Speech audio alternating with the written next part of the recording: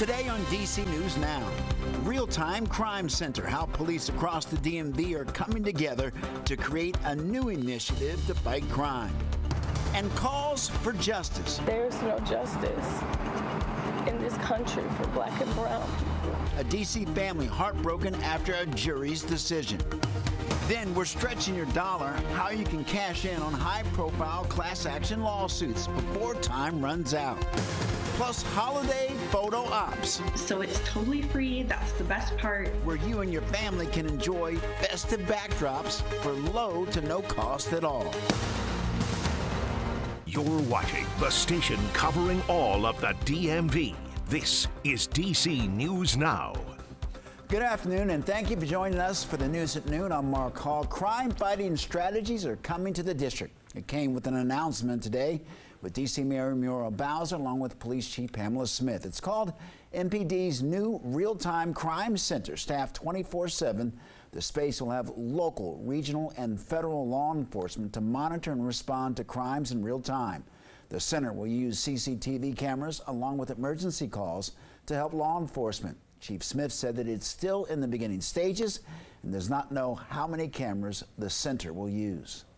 This is not new to the United States of America. There are real-time crime centers dispersed across the United States. And I think we need to be in the game when it comes to crime fighting. And the mayor committed to, and I committed to this as chief of police, to use everything that we have available in order to do that. And the center will launch in February 2024. DC News Now's Leonard N. Fleming will have more coming up on DC News Now at 4. And happening now, over 700 Washington Post employees have walked off the job for a 24-hour unfair labor strike. And according to the Washington Post Guild, the workers are asking for higher wages due to inflation. And they also mentioned recent layoffs and the company's effort to buy out employees. They say the Post has threatened layoffs if they don't get enough people to leave. I'm really hoping that it sends a message that, like, this company is nothing without us. This newspaper does not work without us. And the strike, which is the largest for the Post in decades, is planned to go until midnight. The verdict is in for a Prince George's County corporal charged in a 2022 deadly shooting. Our Lex Juarez is at the Prince George's County Courthouse and explains how the case turned out 3 years later. Well, a jury found Michael Owen Jr. not guilty on all charges. Well, those charges he faced include second-degree murder and voluntary manslaughter. The man who died in the shooting, 43-year-old William Green, was handcuffed in the front seat of a cop car when the shooting happened. Green had been in a crash, and officers believed he was under the influence. He was put in the front seat while they waited for a drug recognition expert to get to the scene. And during that time, Corporal Owen got in the car, and police say he later shot Green 7 times. Owen was arrested and charged the next day. That jury trial started last week, and Green's family calling his acquittal a miscarriage of justice. And there's no justice in this country for black and brown people. This is proof. I don't know how bad it has to get for police to be held accountable for their actions. Back in 2021, the family was given $20 million from the county in a settlement. Corporal Owen has been on suspension without pay since his arrest in 2020. Prince George's County Police Department did release a statement after the trial concluded. They said that their internal administration review process is still ongoing on this case. In Upper Marlboro, I'm Lex Juarez, DC News Now. Lex, thank you. Meteorologist Damon Matson joins us for the latest check on the forecast. Damon, first of all, happy Thursday. What's the day look like? Happy Thursday, my friend. And well, so far, it's been a little bit of a gray start to the day. Yes, after clouds cleared out for a brief time last night, they're back, but they're not here to stay forever, thankfully, folks. Now, on top of that, it's still rather chilly. With those clouds clearing out last night, it definitely turned cold with temperatures down in the 20s and lower 30s. We've bounced back into the 40s, but given a good amount of cloudiness across the entire area, area, it's just not likely that we see these temperatures go up much more until we see the clouds start to break up. But that's going to take a little bit of time. There we have it. There's a weak system off to our north and east that is dropping quite a bit of light snow down across southeastern Pennsylvania over toward Delaware there. Few of those flurries can be found back toward Frederick, Carroll, Howard counties, but the rest of us here, there's all of that cloud cover that is still sticking around.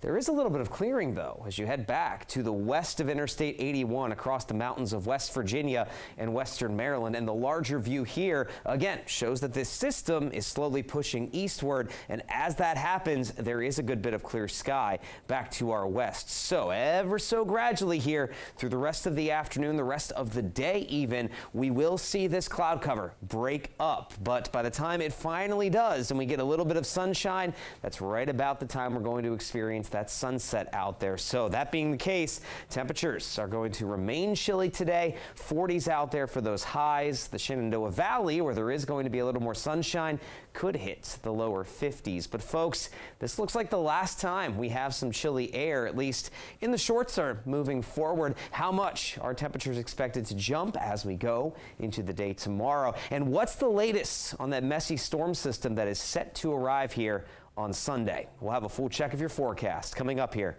in just a bit. All right, Damon, thank you. Fairfax County Police are investigating a teen overdose death, and police were called to the home in Seven Corners after a friend says a girl became unconscious while they were video chatting. Police found evidence of drugs near the girl. Well, police say that more than 90% of drug overdoses in Fairfax County in the past few years have involved fentanyl. They're asking parents to have open conversations with their children and educate them on the dangers of drugs. They also recommend locking away medications and remind parents that if you suspect a child is using drugs, seek professional help. Well, happening now in Northern Virginia, the need for food is rising in many parts of our region. A number of factors are playing a role in an issue that hasn't gone away since the pandemic ended. Max Marcella takes us inside of a food pantry with a look at the problem and what's being done to address it. Do you like macaroni and cheese? Sí. For this woman who we're not identifying because of her immigration status, this trip to the food pantry is a lifeline. Me gusta el tomate. She's picking out groceries here at one of 3 food pantries across Northern Virginia run by the Catholic Charities Diocese of Arlington. This one's in Alexandria. Good. When her cart is full of food and weighed, she can take it home. That's where she's been recently. She was working, but has been dealing with health challenges. Life's hard. Lori Sechrist says that story is not unique for the customers of the Diocese Food Project. Excellent choice. Sí. In fact, this spot is new, just more than a month old, partially because of rising demand. We're seeing a record number of clients, and those clients are extremely diverse and extremely in need. By some measures, they say the need is even greater than during the early days of the pandemic. The most recent report from the Capital Area Food Bank finds roughly 1 in 3 people in the greater D.C. area is food insecure, with the greatest need in Northern Virginia coming from Alexandria and Prince William County. That in itself is a shockingly high statistic. Radha Mathia is the CEO of the Capital Area Food Bank, and she says there are a number of factors, including inflation, the end of certain benefits, and how expensive this area is. The cost of living in our region has grown significantly, making it hard even for those who are working 1 or more jobs to get by. She says the solution is to break down barriers by connecting clients with education and health care, as these food pantries continue to fight the rising trend every day. We distributed 340,000 pounds of food last year from the pantry, from the Alexandria pantry, and that number is just growing with every client that comes in the door. Reporting in Alexandria, Max Marcella, DC News Now. Max, thank you. The Montgomery County Police Department's new drone program will be heard by the county's Police Accountability Board today. The pilot program will use drones as first responders. Now, it's only being used in downtown Silver Spring and Wheaton while the program is being evaluated.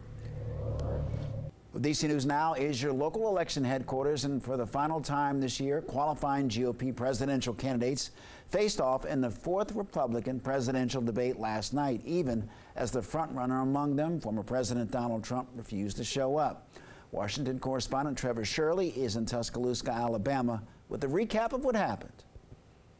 That debate happening last night here on the campus of the University of Alabama.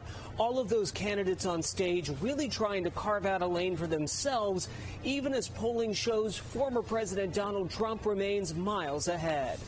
For all the policy debate that happened, I am going to have fees on remittances from foreign workers when they send the money back to foreign countries. We're going to tax it, and we're going to build a wall with that. That's why we need to end all normal trade relations with China until they stop murdering Americans with fentanyl. There was plenty of sniping among the 4 candidates on stage. You do this at every debate. You say no, don't interrupt me. I didn't interrupt you. Governors Ron DeSantis and Chris Christie, Ambassador Nikki Haley, and Vivek Ramaswamy all appeared at the 4th GOP presidential debate. But former President Donald Trump, the leader of their pack by nearly 50 points in some polls, skipped out again. We've had these 3 acting as if the race is between the 4 of us. The 5th guy, who doesn't have the guts to show up and stand here. Christie hit Trump hard, his opponents less so. I'm the only one running for president that has beaten these people on issue after issue. Other topics included the economy, parental rights, border security, and the war in Israel. Would you send American troops in to rescue those hostages? Absolutely. That debate was hosted by our 24-hour cable network News Nation. It comes just 40 days ahead of the Iowa caucuses. Reporting from Tuscaloosa, I'm Trevor Shirley. Well, tonight is the National Menorah Lighting. It's set to take place on the White House ellipse. Now, this is video from last year. The event starts at 3 p.m. President Biden, along with Vice President Harris, will be there along with a performance from military bands. The event is free, but you'll need to get a ticket online ahead of time.